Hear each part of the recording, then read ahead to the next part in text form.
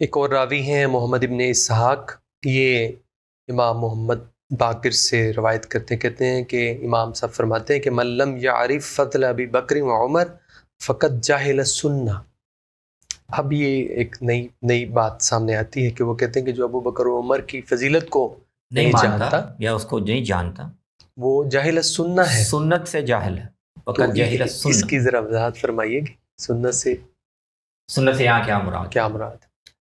یہ آگے ہم السنہ کا مفہوم احادیث میں اور صحابہ کی تعبیر میں السنہ کے کیا مراد ہے اس میں زیادہ تفصیل سے دیکھیں گے، لیکن یہ بھی اس کا ایک نمونہ ہے۔ تو السنہ کئی معنی میں ان حضرات کے یہاں استعمال ہوتا ہے۔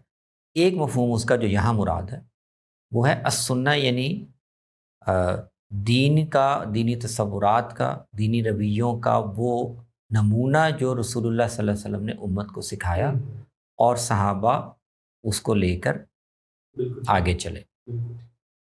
تو السنہ کا ایک مفہوم دین میں جو اعمال ہیں، دین کے جو عملی ایک روایت ہے وہ بھی ہے، لیکن السنہ کے وسیع مفہوم میں یہ چیزیں بھی شامل ہیں، عقائد اور ان کا صحیح تعبیر، دینی رویے جس میں خاص طور پر رسول اللہ کے ساتھیوں، صحابہ، انصار، خلفاء، ان کے بارے میں صحیح رویہ اختیار کرنا، یہ بھی السنہ کا حصہ ہے۔ اس مفہوم میں کہ رسول اللہ اپنی امت کو یہی سکھا کے گئے، جو اس پر قائم ہے وہ السنہ پر قائم ہے، اور جو اس پر قائم نہیں اس سے انحراف ہے، اس کا مطلب ہے وہ السنہ کو نہیں جانتا۔ بالکل ٹھیک۔ اور اسی کی ایک شکل انہوں نے بتائی کہ جو حضرات شیخین کی فضیلت کو نہیں اگنور مانتا، کر رہا ہے، تو یہ وہ حضور جو سکھا کے گئے ہیں امت کو رویے اور اپنے اسلاف کے ساتھ عقیدت اور محبت، وہ اس سے نا واقف ہے۔